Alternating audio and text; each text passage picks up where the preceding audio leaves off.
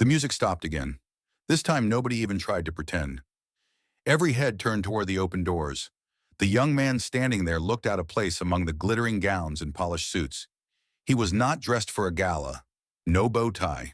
No designer shoes. Just a simple navy shirt, black trousers, and urgency in his eyes. "Ola!" he called. Her heart skipped. She knew that voice. Her fingers tightened around the investor's card.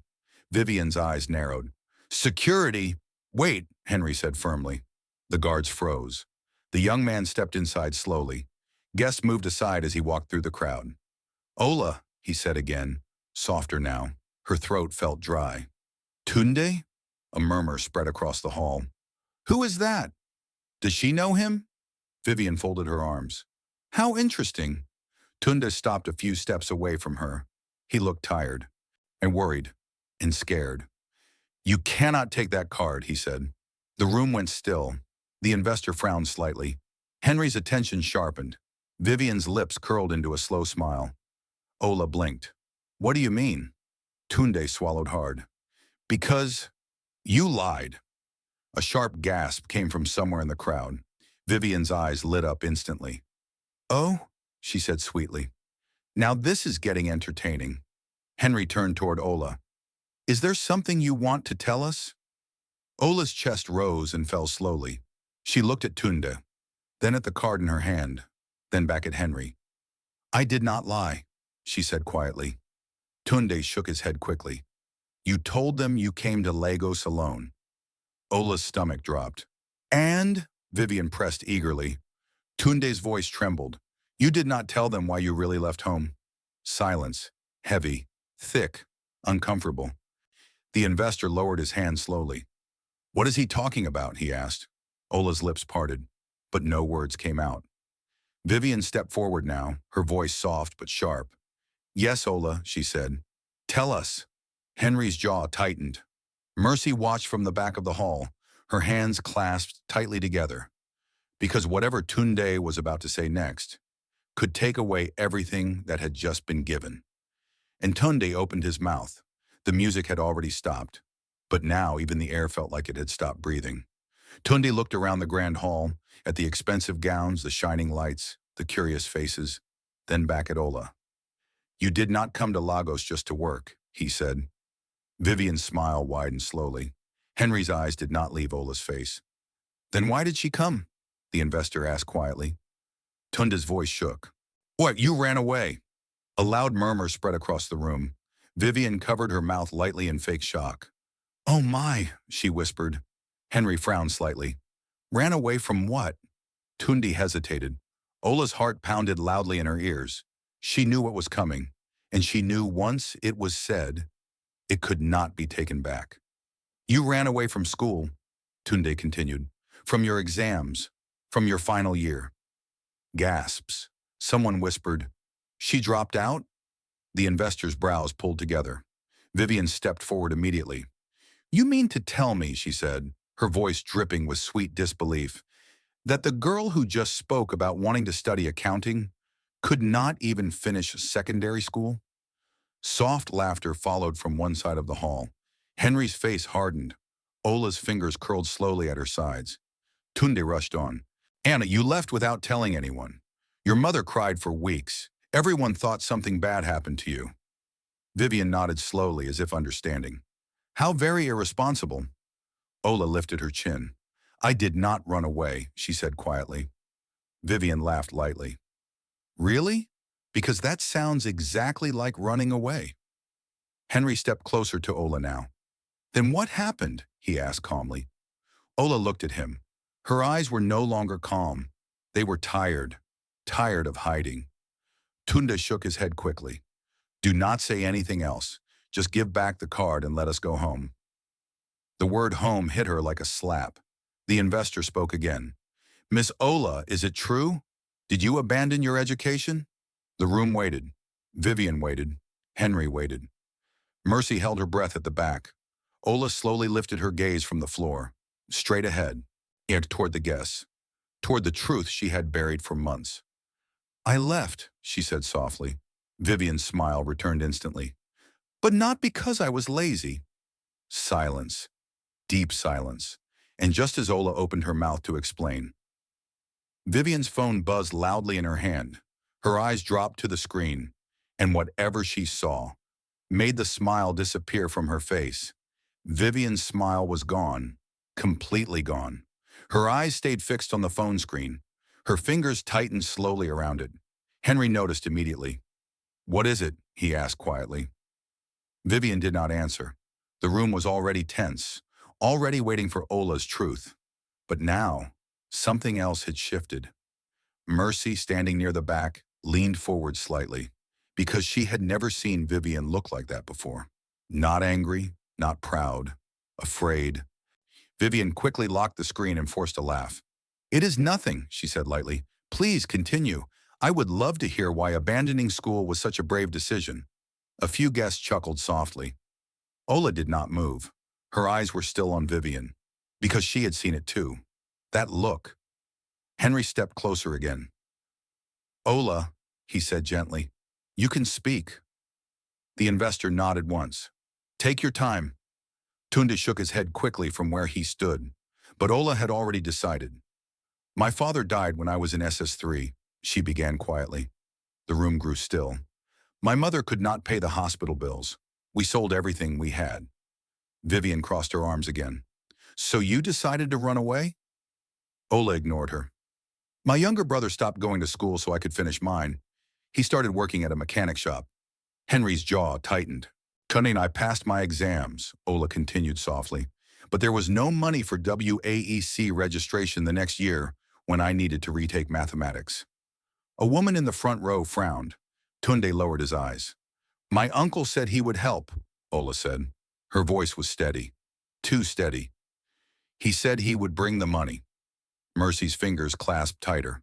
Ola swallowed. "But he came to our house at night instead." A sharp silence filled the hall. Vivian's eyes flickered for a second. Henry's face darkened. "He said if I wanted the money for school." Ola's voice almost broke. "But I left before he finished speaking." Gasps, real ones this time. "And I came to Lagos the next morning."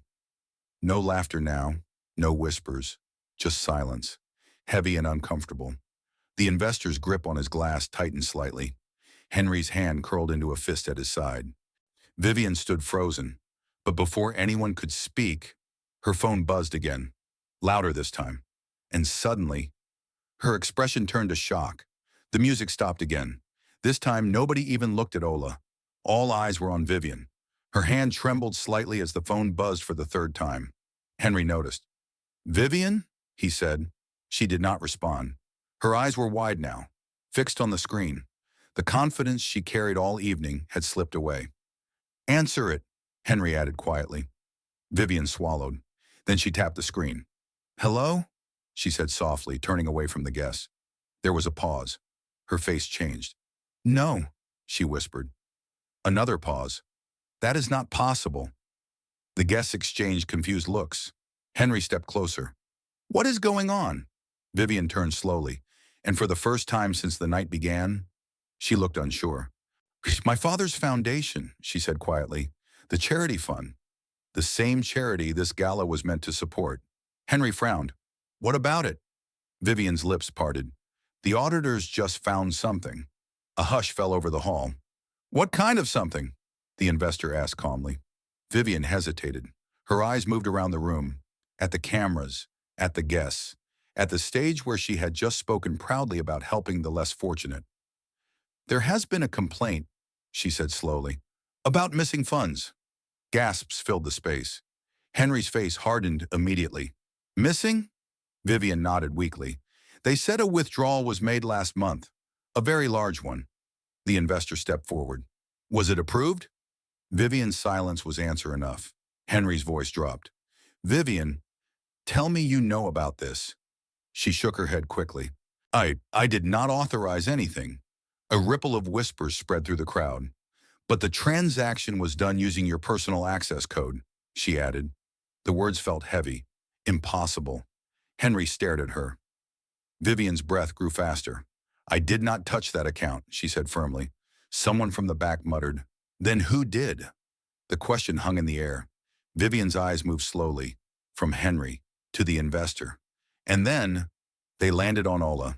A cold silence followed, and Mercy's heart dropped instantly because she knew what Vivian was about to say next. No. The word came out of Henry's mouth before Vivian could even speak, but she had already opened her lips. Her eyes stayed fixed on Ola. That is not what I was going to say, Vivian replied quickly, though her voice was no longer smooth. Nobody believed her. Because of the way she was looking at Ola, like an answer had just appeared in her mind. Henry stepped slightly in front of Ola now, a quiet, protective movement. But everyone saw it. The investor folded his arms. Mrs. Adeyemi, he said calmly, are you suggesting someone here has access to your charity account? Vivian swallowed. I do not know, she admitted. But you looked at her, a woman near the front pointed out softly. The hall grew tense again. Vivian turned sharply. I was not accusing anyone, but the damage was done. Ola stood still, her chest rising slowly, her heart pounding, because suddenly the eyes that had once watched her with sympathy were now watching her with suspicion. Henry's voice was firm. No one in this house touches that account except you. Vivian shook her head. The auditors said the login came from within the house network. A murmur spread. Within the house. Henry's jaw tightened. Mercy stepped forward now without thinking. Sir, she said carefully, Ola does not even know how to use a laptop. Vivian laughed nervously. Well, that is what she claims. Ola finally spoke. I did not take anything. Her voice was soft, but steady. Henry did not even look back. I know. Vivian's eyes widened slightly. You know, she repeated. Henry turned slowly toward her. Yes. Silence. Heavy. Uncomfortable. Because there was something in his tone. Something final. And how are you so sure? Vivian pressed. Henry did not answer immediately. Instead, he reached into the inside pocket of his suit jacket and pulled out his phone. I got a message too, he said quietly. Vivian's face drained of color. Henry's eyes did not leave hers. It was sent 10 minutes ago. The room held its breath. The security team reviewed the access logs for the charity account. Vivian's lips parted slowly. And? Henry's thumb tapped the screen once. They traced the login to a device connected to the house Wi-Fi. A pause, long enough to make every heartbeat loud. Then, to your personal tablet. The gasp was immediate, sharp. Vivian staggered back slightly. That is not possible. Henry's voice remained calm. The withdrawal was made at 2:13 a.m. last Tuesday. Vivian shook her head again. I was asleep. Henry's gaze hardened. But your tablet was not. The investor stepped forward slowly. Mrs. Adeyemi, do you have an explanation? Vivian's breathing grew uneven now. Her perfect image, cracking in front of Lagos's elite. I did not do this, she insisted. But her voice was weak, and for the first time that night, the whispers were not about Ola. They were about her. But just as Henry was about to speak again, Mercy suddenly gasped from the back, because someone else in the room had just begun to clap, slowly, softly, and all eyes turned to see who it was. The clapping did not stop. Slow, steady, sharp against the silence. Everyone turned. It was the London investor. He stepped forward, still clapping calmly. Once, twice, 3 times. Then he stopped. I think, he said clearly, we have all just witnessed something important tonight. No one moved. Vivian stood frozen. Henry watched quietly. Ola's hands were still at her sides. First, the investor continued, a young woman was mocked publicly for her background. A few guests shifted uncomfortably. Then, her truth was questioned. Vivian's lips pressed tightly together. And now, without any evidence, suspicion was almost placed on her again. Silence. Heavy. The investor turned toward Ola. But she stood firm every time. Ola blinked slowly. Her heart was still racing. Henry looked at her, and this time, there was no doubt in his eyes. Only respect. The investor faced the room again. This scholarship offer still stands, he announced. A soft murmur followed. In fact, he added, I would like to sponsor her WAEC resit personally. Gasps, real ones this time. Ola's breath caught in her throat. If she passes, a full accounting scholarship will follow, along with an internship at my firm in Lagos. Applause began again, louder, warmer, no longer polite. Henry joined in. Then a woman near the front. Then another. Soon, the entire hall was clapping. Not for charity, not for status, but for Ola. Tears finally filled her eyes, but she did not hide them. Mercy covered her mouth quietly at the back, her shoulders shaking. Vivian said nothing, because the party she had planned to control was no longer hers. Henry stepped closer to Ola. "Congratulations," he said softly. Ola nodded. "Thank you, sir." But just as the applause began to fade, the head of security rushed in from the side entrance. "Sir," he said urgently to Henry. Henry frowned. "What is it?" The man lowered his voice, but not enough. "The police are outside." A sharp silence fell. "They say they are here regarding the missing charity funds." Vivian's breath hitched. Henry turned slowly toward her. And this time, there was no protection in his eyes at all.